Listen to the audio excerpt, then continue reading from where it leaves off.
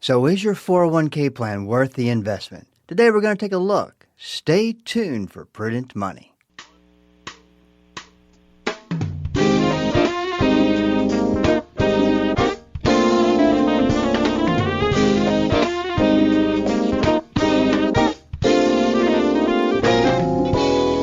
Good afternoon. This is Bob Brooks, and you are listening to the Prudent Money Radio Show. Thanks so much for joining me today. You know I do appreciate it.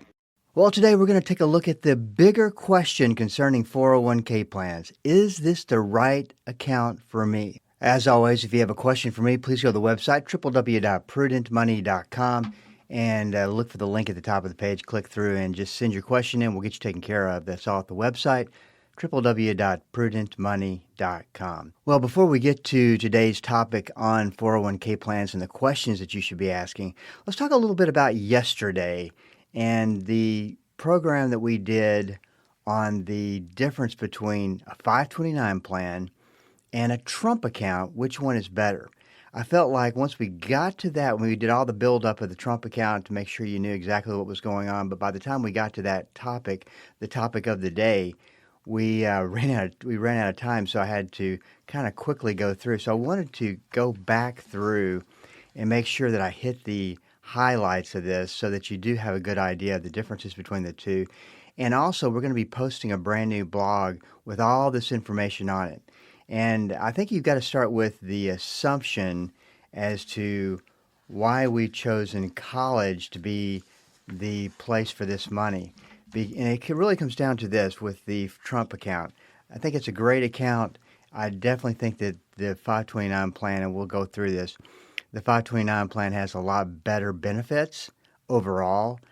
The Trump account, though, has one thing that bothers me a little bit, and that's at the age of 18, the teenager who has the account at 18 will be able to take over that account, control the investments, control the distributions, do whatever they want to with it. So if there's $100,000 in there, they could easily take that $100,000 and go buy a brand new sports car if they wanted to. But personally, I don't like giving that kind of control. So to the possibility of someone who this plan started for at birth and grows and grows and grows through all these years, the chances of them taking that over at 18 and that lasting until the tax deferred growth, them not touching it, adding to it, and that goes up until the age of, say, 65, then they use it for retirement.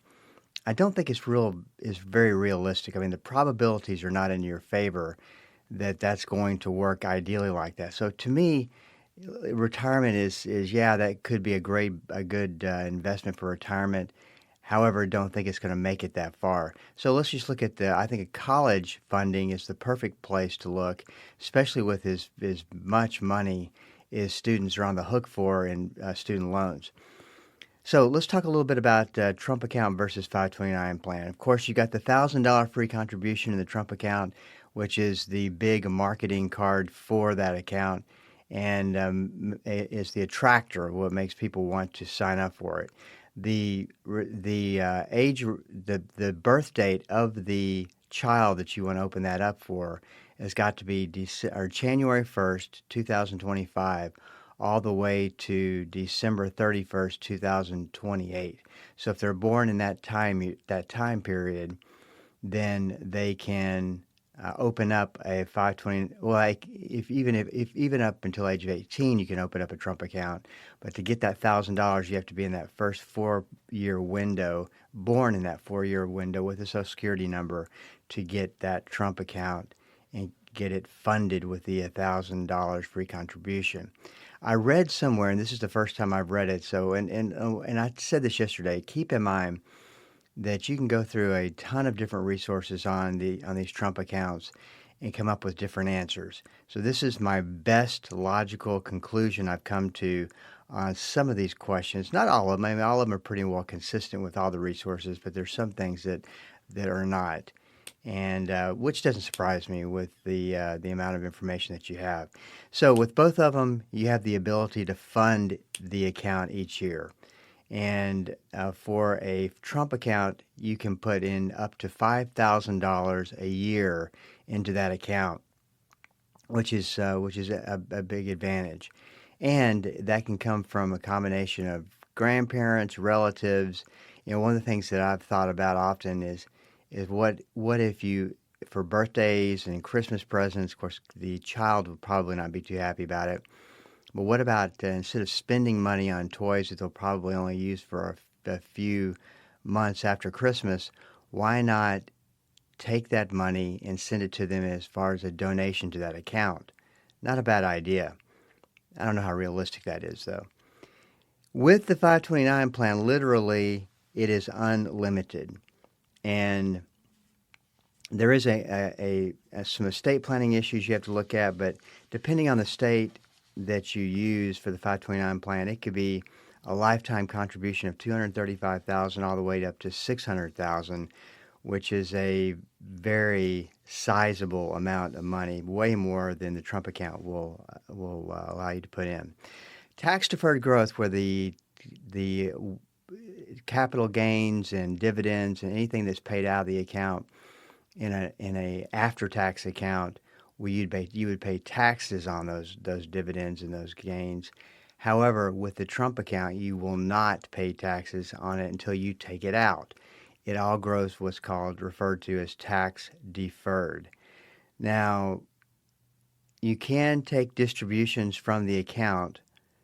You are restricted on the Trump account to age 18, and 529 plan, there typically is no restrictions on taking money out. However, having said that, keep in mind that if you are not taking that money out for college, that taxes will be due. But however, if you take that money out for college, and this is one of the big advantages, if you take that money out for college, it will be tax-free, if you can imagine. Tax-free all the way, as long as it's used for college. And you'll pay taxes on the Trump account, so keep that in mind. And that is one of the downsides to that. At age 18 is when you first have the ability to take the money out of the Trump account. Changes in investments. I think this is important because this kind of comes back down to what we're teaching our child, because I think that this is not only a great tool for investing for a particular goal, but it is also a great opportunity for you to sit down with your child and teach or talk about how investments grow, the advantages of changing allocations, the advantages to selling some particular investments and investing in others, and most importantly about risk. And the downside to this is that you cannot make, from what I understand, this could be different in different resources, but from what I've read and what I've researched, there is no changes in the investments. So if you had, and really what you're looking at when you put money into that account, that Trump account, is you're looking at having index-based investing that follows the stock market. So said an easier way to understand, anything that you invest into is very correlated or closely resembles that of the stock exchange, the stock market, typically to the S&P 500. So having said that, you're taking maximum market risk, and that's really all they offer. So that's kind of a downside to it. With 529 plan, you have way more. In most plans, you have way more selection and options to invest into, and you can make 2 changes a year into your portfolio. So I think that is a very big advantage, and also it teaches the child that why you would make that change and what that change means for your account and as far as risk goes. And really, if you can imagine a child graduating, going to college with this kind of a knowledge base, I think that makes all the sense in the world. And at age 18, full control goes to the 18-year-old who has the account with the Trump account, which, like I said earlier, I think that's giving a lot of power to a 18-year-old to go with. However, with the 529 plan, the custodian who set it up for the benefit of the child is the sole controller of that account and never changes unless, which I don't know why you would do this, unless they gave the control over, yielded the control to the child, which does makes no sense why you would do that. So if the money comes out for college expenses, it's tax free. If the money comes out for the Trump account, you do pay taxes on it. There's a little unsure as to how the tax laws would apply to these Trump accounts. So you're going into it with a little bit of a disadvantage not knowing that. The 529 plan, if you don't use it for college, you can still take it out. You do pay taxes and probably pay penalties. You could move it over and there's some limitations and restrictions to this, so you have to know that before doing it, but what a great opportunity. You can move that money that's not used for college expenses, or maybe you didn't end up using the whole account because they went and did something else. That money could be put into a Roth, which is a great advantage, and we'll talk a little bit more about those in just a second. Could be put into a Roth. It could be transferred to another beneficiary, maybe another child, maybe a grandchild. There's a lot of things that you can do. They give 529 plans and make 529 plans, I think, a superior investment to the Trump accounts. So the question is, what do you do? And I think that it comes down simply to this: take the $1,000 that if you're eligible for it, open up an account with the Trump account, and let it grow and don't touch it. But use your heavy lifting and the rest of the money throughout the years that you're going to put in monthly. Give that to the 529 plan, because I do think it's a superior way to invest for college. This is Bob Brooks. You are listening to the Prudent Money Radio Show. We're up against a break. Stick around. I'll be right back. Hello, this is Bob Brooks. Proverbs 22:3 and Proverbs 27:12 are the exact same verse word for word. I call them the stewardship verses of risk. A prudent person foresees danger and takes precautions. The simpleton goes blindly on and suffers the consequences. On the Prudent Money Radio Show, we teach about risk, how to identify it, how to figure it out, and what to do about it. We believe that to be a prudent steward, you have to be a good risk manager. Listen to the Prudent Money Radio Show on Bible School Radio 91.3. Prudent Money, home of the modern day steward movement. Dynamic, practical, life-changing. There's no point in going to church and not letting the Christ who gave birth to the church on the day of Pentecost change your life. Join us each day as Pastor Paul Shepherd applies the timeless truth of Scripture to everyday life. It's Destined for Victory on this great station. Weekday afternoons at 3:30 here on Bible School Radio, KDKR. This is Rob Randall, your host and teacher of the Invisible War radio program. The Invisible War is the study of God's Word on how to walk in Christ's victory in the spiritual battles we face against the powers of darkness.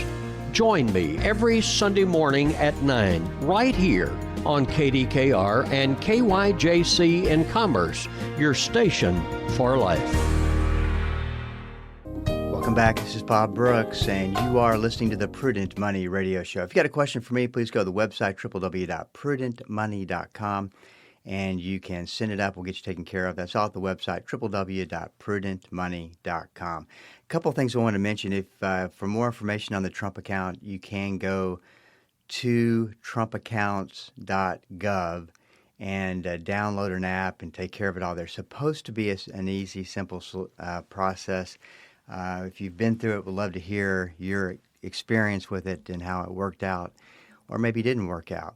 But we would be interested in knowing that. So if you let us know, we would be grateful. The other thing is to make sure that you also are not going to imposter sites.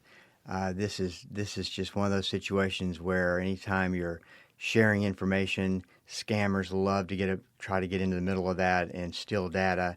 So just make sure you are talking to, and there is a contact number at the very bottom of the page, that you're talking to the original trumpaccounts.com or .gov, and that you're not being scammed in any way. Just always kind of probably not, but just always make sure you're being careful because the scammers are always out looking over your shoulder trying to steal accounts. There was also some talk of at age 13 they could turn something into a brokerage account. If that's the case, that makes it even more appealing than for the long term. But once again, that whole long-term investing, that would mean that the student or the teenager who goes into a young adult and keeps going for 30s and 40s and 50s and 60s of retirement is not going to make any distributions or changes. So keep that in mind as well. It'll be interesting to see. I think they've got like 6 million people signed up for the account, and that didn't receive the $1,000, and about 1 million of those that did receive the $1 million. I also read somewhere, and this is once again the only place I've read this is this one resource. I did read that Social Security in the Social Security insurance division of the government is automatically opening up accounts for newborns and depositing the $1,000 in it. I don't know how true that is, but that is something that I heard as well. Hey, this is Bob Brooks, and you are listening to the Prudent Money Radio Show. Thanks so much for joining me today. You know I do appreciate it. So, growing up, any time that your parents were to teach you about long-term investing, getting a job, getting set up to plan for your retirement, there was always, and still today always, a 401k involved in that. The company has a 401k plan. You absolutely should contribute your money towards that and invest accordingly. But today we're going to look at the one question concerning 401k plans. Is it the right account for me? Now, I know that could be blasphemy, and you could be saying, of course it's the right account. It's what we're told to do. Well, let's back up and ask the bigger question. Is it the right account for me, for my money, for my retirement? You got to remember, we're singling out one type of account to be the catch-all for most of your retirement money, and that better be the best option out there. So let's talk about what you might look out for, and through the benefits, and whether your 401k plan has it or not. The first thing is, and the most important aspect of a 401k plan is the employer match. If I were analyzing a 401k plan for a client, and that particular account did not have an employer match, I would automatically stick the red flag up and say we probably need to be looking at other accounts, because the rest of it, no matter how good it is, just can't make up for the lack of a match. Because 401k plans, they do have their limitations.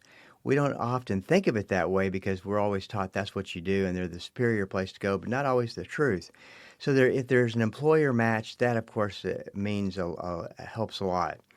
Now, you always want to contribute up until that match. So if they're contributing $1 for $1 up to 3% of your income, and then your contributions come in solo after that, that's one thing.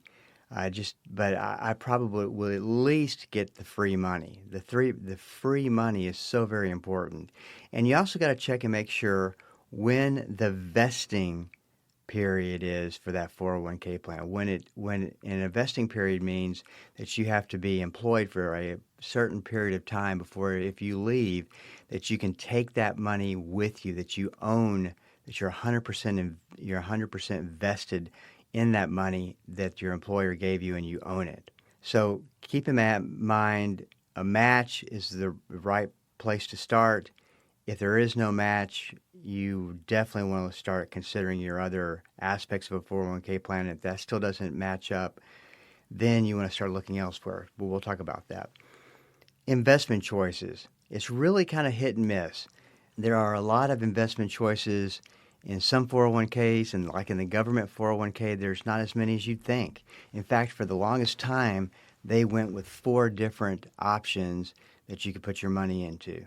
And today they have more, I think, of the target type date funds and that sort of thing.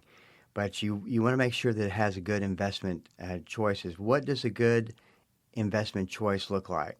In my opinion, is in the very minimum your account needs an index fund. When I say an index fund, that means a fund that follows and is invested just like a particular index, such as the S&P 500 index fund, which imitates pretty much what the market is doing, and is most of the time called the index for the stock market. That's the one that I follow the most closely. And so an S&P 500 index fund and a general bond index fund. And believe it or not, you don't always see those in these particular accounts, which has always surprised me. But I would say you at least need those two. If you have those two funds, you can make something out of it by investing in stocks or investing in bonds, and you can adjust the percentage based on the risk level you want to be at. I would be careful of target date funds. I'm not a big believer in those, and the reason, or a big fan, because what a target date fund is set out to do, if you're 40 years old, and let's say that you're going to look at retiring in 2060, just pull that year out of the hat. 2060 is when your retirement date. So you would put your money, you would find the target date 2060, and you would put your money into that particular fund. And what that fund is designed to do, as that date 2060 comes closer and closer and closer, then the fund takes less risk. That's in theory, not always the case, and that's why I'm not comfortable with them, is because what they consider risk is a little bit different than I would consider risk, and they're taking a lot of stock type risk, even when you're getting closer to that target date retirement number. So you want to be real careful with that, because you've got to be careful with risk when it comes right down to it, and you certainly don't want to be taking too much. And I think it's a little bit of I don't want to say false advertising by target date funds, but it's not quite as it seems. So you want to be real careful with that. We're seeing more and more of those funds in 401k plans, which kind of disturbs me. I mean, I guess a strategy is better than nothing, no strategy at all. It's just that it's not reducing risk, I think, as advertised. The expenses of the investments. Now, typically you're not going to have an issue with this because they've pretty much cleaned up investment expenses in these funds, but it definitely is something you want to double check and make sure that they're reasonable. If you have a 401k plan and no match, but you have the ability to put into a Roth 401k plan, I would make the Roth work, even though you may not be getting some aspects of the best that you can get through a 401k plan. I would definitely make the Roth 401k plan work, because the way the Roth 401k plan works is you don't get the tax deduction up front, but that money builds tax deferred over the many years that you're invested into it, and then it comes out tax free. With the 401k plan, you get a tax break up front, but it's so very small. I don't consider it such a big benefit. And then through the years, you invest, you grow it tax deferred, just like the Roth. You get to retirement and you pay taxes on whatever you take out.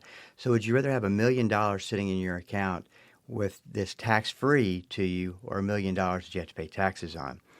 I would take that Roth 401k any day of the week and just make it work, and and make it something that is viable for your retirement. So in summary, no match, weak investment selection, and no Roth. I think I'd be looking someplace else. And we'll talk about that. We'll wrap that up tomorrow, tomorrow's program about that. Either the match is available, which I would definitely invest up into the match and get all the free money that you can possibly get. And considering that they have a vesting schedule that makes sense, then I would at least invest up to the dollar amount that my employer is going to invest in, and then use the other rules to determine whether or not it makes sense to invest the rest of the money in that 401k plan. And then if there's a Roth 401k available, I would jump all over that, and that would be my main vehicle for contribution. And I would probably even still do that versus if the investment choices are just okay. But I think you can make anything work if you need to. The Roth is such a superior retirement plan, in my opinion. Not recommending that you invest into it. I'm not recommending that you use that as your main retirement account. I just think it's the best retirement account that you can possibly put your money into and use to grow money tax-free and take it out tax-free. It's a great advantage. This is Bob Brooks, and you are listening to the Prudent Money Radio Show. If you got a question for me, please go to the website at www.prudentmoney.com and send it in, because we are all out of time. We do meet again next time. Keep the faith and have a great rest of the day. That's all the time we have for today. Questions or comments for Bob, or to find out more great information like what you've just heard, visit www.prudentmoney.com. Be sure to join Bob Brooks again for the next edition of Prudent Money.